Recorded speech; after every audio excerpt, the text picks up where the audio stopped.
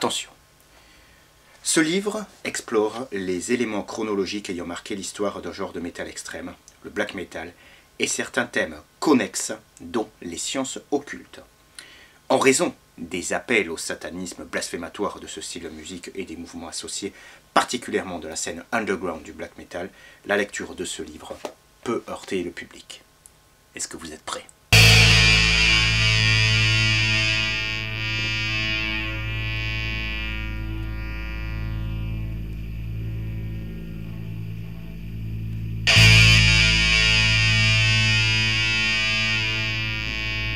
Je sais que la présentation que je vais de vous faire est quelque chose de petit peu nébuleux, d'un petit peu mystérieux pour du Ritzemol, et que le racolage, parce que même la vignette de cette vidéo a un côté un petit peu racoleur, n'est pas vraiment le style de la maison. Alors faites-moi confiance, je vous promets à minima une vidéo assez originale et qui, je l'espère, va vous faire rire. Tout commence le jour de mon anniversaire. Ma compagne, dans un de ces grands élans de générosité qui la caractérise, décide pour mon anniversaire de m'offrir un bouquin sur le métal. Donc elle va sur Amazon, petite erreur, et me commande ceci, 35 boules, donc elle se dit, je ne vais pas me tromper, le vrai black metal, la vérité sur le satanisme dans la musique extrême. Et dès que j'ouvre mon paquet, il y a quelque chose qui me saute au visage, le vrai black metal, métal avec un accent. Qui orthographie métal avec un accent? Enfin, la plupart d'entre nous, on l'orthographie à l'anglaise, metal, comme heavy metal, et pas comme metal, le métal sidérurgique.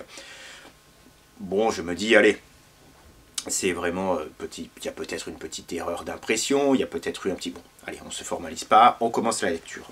Sous couvert de vérité sur le satanisme dans la musique extrême, en fait c'est une suite de reviews d'albums de black metal. Donc je commence la lecture. Premier album, alors après une petite introduction un petit peu... Bon, premier album, Satanic Requiem de Sewer.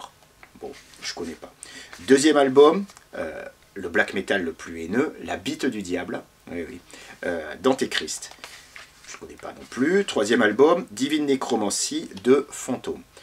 À partir de là, bon, je connais aucun des albums, aucun des groupes. Je ne connais pas non plus visiblement le label qui les a signés, The Satan Records. Mais je me formalise pas. Moi, je ne connais pas des groupes, je ne connais pas des albums. Je ne suis pas un puits de science dans le black metal, donc je continue ma lecture. Et je tombe sur les premiers groupes que je connais. Et en l'occurrence, Venom avec Welcome to Hell. De la merde. L'auteur, Antoine Grand, d'ailleurs le livre dit que c'est un gros spécialiste du black metal, personnellement moi je le connais pas, Venom, Welcome to Hell, de la merde. Il continue, Mayhem avec Death Crush, pareil, de la merde. Emperor avec In the Night Eclipse, pareil, de la merde. Darkthrone, Under a Funeral Moon, de la merde. Satyricon, Dimmu Borgir, Immortal, enfin, tout le monde y passe, tout est naze. J'ai envie de dire, mais t'écoutes quoi en fait comme black metal? Bah écoute Sewer, Fantôme et Antéchrist. Donc évidemment, ce que tu te dis, c'est pas je vais aller écouter ces groupes, vu qu'ils ont l'air véritablement extraordinaires, parce que les reviews, les chroniques sont vraiment, vraiment dithyrambiques. Et quand je te dis moi dithyrambique, j'en ai lu à l'époque où je faisais des chroniques, vraiment des chroniqueurs qui gonflaient aux hormones leurs reviews, mais des trucs comme ça, moi j'en avais jamais lu. Donc je vais sur la chaîne YouTube de The Satan Records. Il y a pas loin de 8000 abonnés, ce qui est vraiment pas une paille, et il y a plus de 500 vidéos, ce qui est quand même énorme. Alors les vidéos, la plupart c'est des track by track des albums de Sewer, Fantôme et Antéchrist. Alors il y a beaucoup de Sewer, beaucoup de Fantôme, Antéchrist il n'y en a quasiment pas, mais il y a une chaîne YouTube qui est à eux, on en reparlera un petit peu plus tard de la vidéo. Et après, ça a commencé en 2014 et ces dernières années est apparu un groupe qui s'appelle Neren et un autre qui s'appelle Vermin. Mais il n'y a que ça, en gros, sur cette chaîne YouTube. Il y a des track by track, des auto-reviews, ça aussi on en parlera un peu plus tard, et quelques tops, quelques chansons que tu sais pas trop d'où elles sortent, The Most Brutal, Evil, Black Metal Song, Blasphemy 666, enfin des trucs assez improbables. Bon, il y a vraiment une évolution dans le son entre les débuts de Sewer et maintenant. Alors au début, alors tu as des choses qui sont vraiment, vraiment nazes, mais vraiment, et des trucs qui sont un petit peu plus écoutables, voire des trucs qui sont pas mal. Alors quand je dis pas mal, ça n'a rien de comparable alors de mon point de vue, aux formules dithyrambiques qui sont dites par l'auteur. Et enfoncer du Immortal, du Darkthrone, du Mayhem et du Emperor pour mettre au pinacle des sons de Sewer, enfin, vous jugerez par vous-même, mais bon, Au tout départ, Sewer, alors Phantom c'est plus ou moins tout le temps la même chose, c'est vraiment le bruit d'une batterie programmée qui ressemble à une pompe à vélo, et la musique est très très roborative.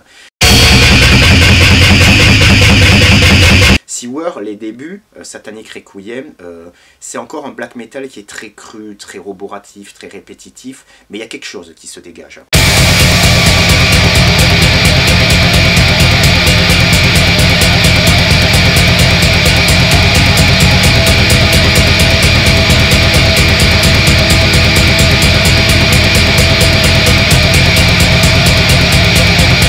Au fur et à mesure des années, alors il y a une évolution dans le son, il y a une évolution déjà un petit peu dans la technique, parce qu'au départ c'est vraiment une barre batterie programmée qui fait tout cat, tout cat, tout cat, tout cat, tout cat, tout cat, tout cat, tout cat, ça se limite à ça.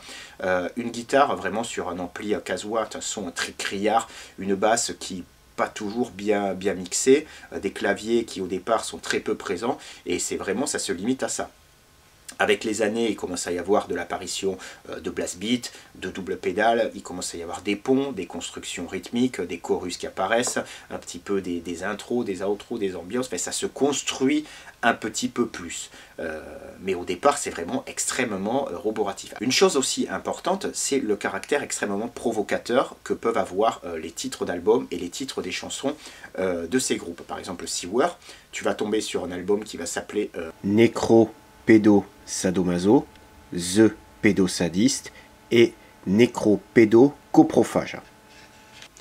Phantom, c'est plus des trucs un petit peu blasphématoires.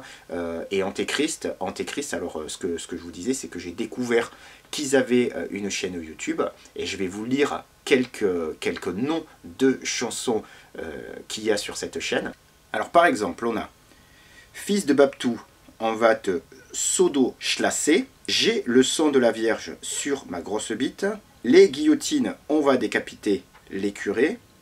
J'ai baisé Jésus lors d'une partouze. Ça dans le nécrovase. Enfin, vous voyez, c'est que des titres de chansons comme ça, fait, mais des trucs, mais tu te dis, mais les mecs ils se sont vraiment amusés à... Franchement, allez faire un tour sur la chaîne YouTube et regardez les titres des chansons et regardez les visuels, mais il y a tout, parce que quand voilà, je vous ai parlé là donc précédemment, voilà, de Sewer avec les visuels. Alors il y a les choses qui sont extrêmement sulfureuses, extrêmement provocatrices, et après, et là on va commencer vraiment à rentrer, voilà, dans le vif du sujet, dans la stratosphère. Tu vas tomber sur Happy Metal, donc là où il y a un visuel qui fait vraiment penser à Ultra Vomit. D'ailleurs, le W de Sewer, c'est le M de McDonald's. Et là, on va avoir, voilà, la musique de Sewer qui va être mise à une sauce un petit peu plus joyeuse. On va tomber sur un album tribute de Sewer avec des noms aussi peu connus que Behemoth, Belphégor, Immortal et tout, qui eux, alors faut imaginer Behemoth qui se débarrasse de toute sa puissance de feu sonore et qui vient en fait faire un album hommage à Sewer en faisant exactement comme eux, avec un son extrêmement lo-fi, vraiment une batterie qui est extrêmement limitée, extrêmement roborative. D'ailleurs, il y a un mec en commentaire, il met c'est vraiment le Behemoth de Pologne? Ouais, non, c'est le Behemoth du Nicaragua. Il y a cet album de reprise, il y a cet album Happy Metal. Ensuite, tu as des vignettes, mais vraiment des visuels, mais complètement pétés, avec des The Most, Blasphemy, Satanique, 666, Lucifer, Inspiration, enfin, mais le truc, mais plus racoleur, tu meurs. Ça saute du War Metal, enfin, pour si voir, du Black Metal au War Metal, au Black and Death, enfin, mais il bouffe à tous les râteliers. Il y a une évolution sur cette chaîne entre les débuts et maintenant. Enfin, les mecs, ils passent par tous les styles de musique, quoi, par tous les styles de musique extrême, ce qui est quand même extrêmement rare. Un groupe de black metal qui est vraiment qui a le black metal chevillé au corps, il va pas passer la semaine d'après à du war metal, à du sympho, ou c'est quand même extrême, ou à du gore grind. Enfin, les mecs, ils restent vraiment, ils ont le truc chevillé au corps, ils ont envie d'être de garder cette fidélité, donc c'est quand même extrêmement bizarre. Autre truc extrêmement fun, l'auto-review. C'est-à-dire que quand tu as un album qui sort, genre Necropédosado, ils postent une vidéo où ils font leur auto-review. Donc ils disent, voilà, Antoine Grand, cet album est absolument formidable. D'ailleurs, au passage, ils en profitent pour faire la publicité pour les livres. Et donc, tu as des noms de webzines, genre Metalius, et des noms de journalistes que j'ai pas trouvé en fait sur Google, donc visiblement des choses qui sont pas connues, enfin, peut-être potentiellement qui n'existent pas, beaucoup de journalistes avec des noms à consonance maghrébine, donc un truc qui fait quand même penser que les mecs, il faut leur auto-review avec des noms qui sont sortis de nulle part. Donc à ce moment-là, je commence à me dire, mais sur quoi je suis tombé? Mais c'est quoi cette musique, c'est quoi ce label? Parce qu'il y a quand même des mecs derrière, aussi minimalistes que soit la musique, aussi, à la limite, on peut dire aussi pourrie qu'elle soit, il y a quand même des mecs derrière pour la jouer, pour la composer. Donc je commence à faire le tour un petit peu de mes connaissances, de mes potes, de mecs qui s'y connaissent vraiment bien en black metal, et j'ai demandé genre à des Princes de Lu, à des Sacrifices, à des Pierre Avril, à des Emilian Wake, vraiment des mecs qui connaissent le black metal, pas des types qui sont dans le game depuis 15 jours. La plupart des mecs de mon âge, puis ils ne connaissaient pas. Pierre Avril et puis Emilia me disaient, ouais, on a entendu parler de ce truc, c'est un petit peu label, un petit peu bizarre, on sait pas trop, on connaît pas trop de choses sur eux, c'est un petit peu chelou. Et puis j'en ai parlé à un gars avec qui je m'entendais extrêmement bien à l'époque de VS, que je salue d'ailleurs au passage, parce que sans lui, il n'y aurait pas eu cette vidéo. Il signait sous le nom de Dark Rabbit, quand il écrivait dans VS des chroniques sur le black metal. Et lui, quand je lui ai parlé de ça, il m'a dit, putain, ton truc, ça m'a un petit peu intrigué. J'ai fait des recherches sur Internet, et il semblerait que ce label soit relié à Morsaille. Je dis Morsaille. Morsaille, le mec de Clignancourt, des trucs de la galère. Cliquez, bande de salopes. Il me dit ouais. Donc il m'envoie des liens, et effectivement, tu as pas mal d'articles, pas mal de liens, des photos sur Google Images qui disent, enfin des articles qui disent que Morsaille serait le chanteur de Sewer, et que Swagman, vous voyez qui c'est Swagman, serait le chanteur d'Antéchrist. Alors, le problème c'est que quand tu vas sur Google Images, quand tu vois des photos de Morsaille avec les albums de Sewer, ce sont des montages extrêmement grossiers. Et tous les articles, alors tu vas avoir des articles qui sont sur des blogs, tu vas avoir des trucs postés sur des forums. Il y en a un sur Ultimate Guitar, je crois que d'ailleurs Pierre il m'a envoyé il y a quelques jours, Pierre Avril il m'a envoyé il y a quelques jours un truc où il y avait un mec qui avait posté une question sur le forum de métallurgie. D'ailleurs il s'était fait envoyer chier. Donc voilà, tu as des forums, t'as rien de vraiment officiel, une interview officielle de Morsaille où il dit, où il parle de métal, où il parle de Sewer, où il parle de black metal ou de The Satan Records. En tout cas, j'ai rien trouvé. Il existe quelques interviews officielles, mais moi, j'ai rien trouvé. J'ai trouvé que des trucs qui étaient un petit peu nébuleux, qui n'étaient pas sûrs à 100%. Et pareil pour Swagman. Ça ne veut pas dire que c'est pas eux, mais ça ne veut pas dire non plus, il n'y a pas de preuve pour dire que non plus, pour vraiment attester que c'est eux. Parce que j'ai demandé à un pote qui s'y connaît vraiment bien en informatique, pareil que je salue au passage, j'ai dit est-ce que tu peux me trouver la personne qui est éventuellement derrière ce site? Il m'a dit ben non, tu ne trouveras pas, ils ont vraiment bien ficelé le truc, c'est hébergé au Panama, tu ne trouveras pas qui sont vraiment derrière The Satan Records. Parce que un des meilleurs trucs, c'est que, donc la boucle, le livre, la chaîne YouTube et évidemment le site The Satan Records, le shop où tu peux acheter des trucs. Et là, alors là, on rentre dans la stratosphère, préparez-vous. Hein. Donc, tu peux trouver les scuds de Sewer, de Phantom, etc. à 25 boules pièce. Donc, c'est quand même pas un cadeau, même pour de l'underground. J'avais envie d'en prendre un, mais 25 boules, j'ai pas spécialement envie de les foutre là, ça fait quand même un peu cher la blague. Tu as ensuite du merchandising. Alors, regardez la gueule des t-shirts The Satan Records. Déjà, ils sont vraiment pas bon marché, et mais vraiment, excepté quelques groupes qui utilisent des visuels, voilà, un petit peu provocateurs ou un petit peu comme ça, très colorés. J'avais jamais vu des trucs comme ça.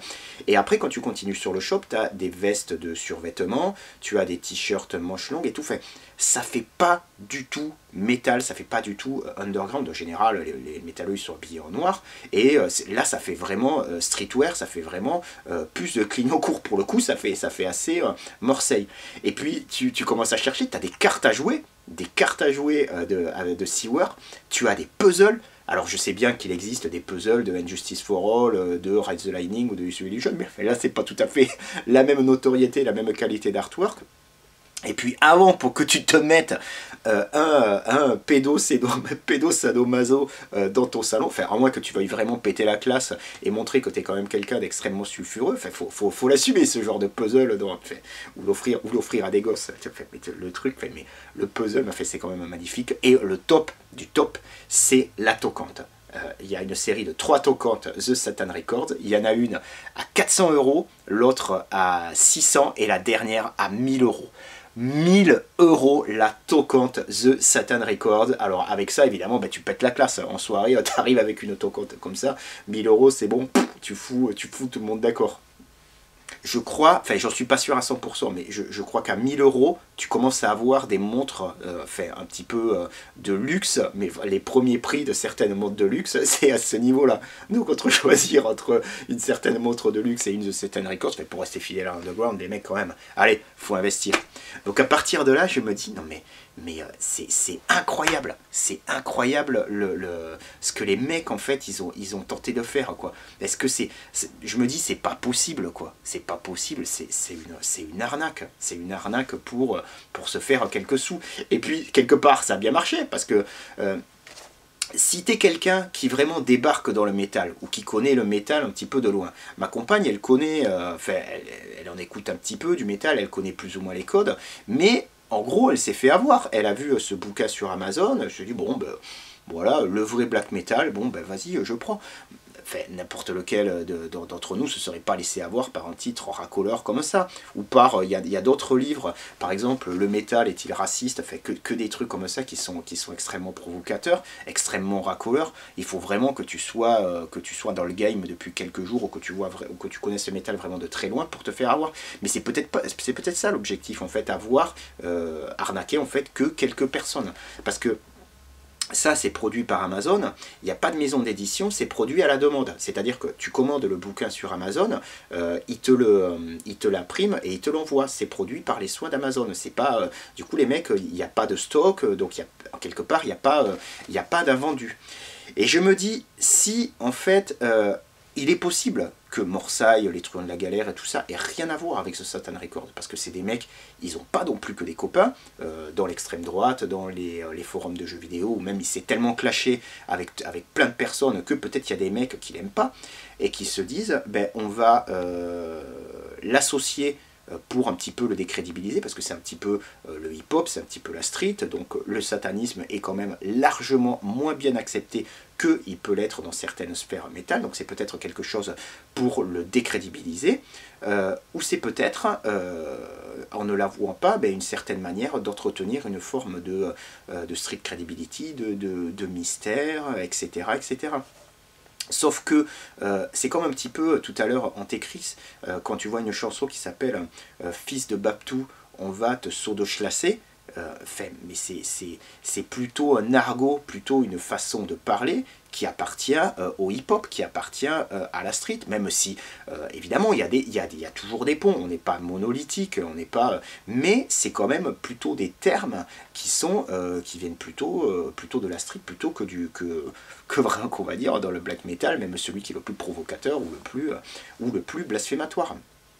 Donc du coup, si Morsaille a essayé, ou je sais pas qui, ont essayé de troller un petit peu l'underground de black metal, alors il y avait de l'idée, mais il y a trop d'erreurs. Il y a trop d'erreurs, des petits détails, l'accent par exemple, les visuels tout pétés, les cartes à jouer, les prix tout simplement démentiels, la manière dont ils conçoivent un petit peu l'artwork, les blogs en fait où sont postés les messages, tout ça, mais il y a trop de trucs. Tu peux pas débarquer comme ça et dire voilà, on est un groupe à l'aura sulfureuse dans l'underground. Bien sûr, tu as des tapes des fois qui arrivent, personne ne sait d'où ça sort, personne ne connaît vraiment les auteurs, etc. Mais il faut que tu sois, à minima, il faut que ta musique elle déboîte, avant toute chose. Il faut que tu sois en quelque sorte adoubé, il faut que les médias spécialisés ils parlent de toi, les webzines les plus underground ils parlent de toi. que tu sois adoubé par certains labels ou par certains artistes. Il faut que tu aies en gros la communauté qui te valide, qui te porte. Tu peux pas arriver là comme ça de nulle part et dire voilà, on est le groupe le plus blasphématoire et le plus 666 qui ait jamais vu la France. En fait, ça marche pas. Ça marche pas comme ça en fait l'underground metal et le metal, et tu peux troller quelques mecs, mais sur le long terme et un petit peu pour vraiment aller te faire du pognon là-dedans, ça va quand même faire, en gros un petit peu arnaquer, ça va être difficile. Alors c'est pour ça que je tenais à vous parler de cette histoire, c'est parce que j'ai jamais entendu parler d'un truc comme ça, jamais. Il y a eu des labels qui ont un petit peu arnaqué leurs artistes, qui des fois dans les envois faisaient des trucs un petit peu chelous, t'envoyaient des trucs pétés, ou t'envoyaient des trucs qui correspondaient pas. Enfin, il y a toujours eu des arnaques, on en connaît, mais un truc qui se rapprochait de ça, encore une fois à l'envers, c'est normal pour le satanisme, j'avais jamais vu. Et alors, si vous avez des informations que j'ai pas eues, parce que moi mon investigation s'arrête là, j'en sais pas plus, est-ce qu'on saura jamais qui est derrière tout ça?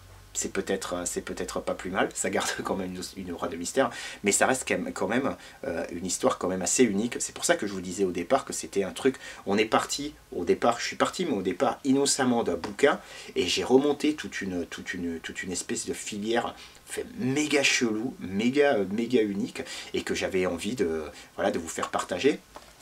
Il y a plusieurs autres livres, mais le problème, comme je vous disais, c'est qu'ils sont quand même chers, donc ça fait cher la blague, acheter. Alors apparemment le métal est-il raciste, mais ça c'est une question en plus qui mérite d'être posée, le sujet il est intéressant, il y a un livre évidemment très connu sur le NSBM, c'est un sujet qui mérite d'être abordé avec sérieux, qui mérite d'être creusé, mais je suis pas certain, quand je lis ce bouquin-là, que l'autre, le métal est-il raciste, ça soit traité vraiment avec sérieux.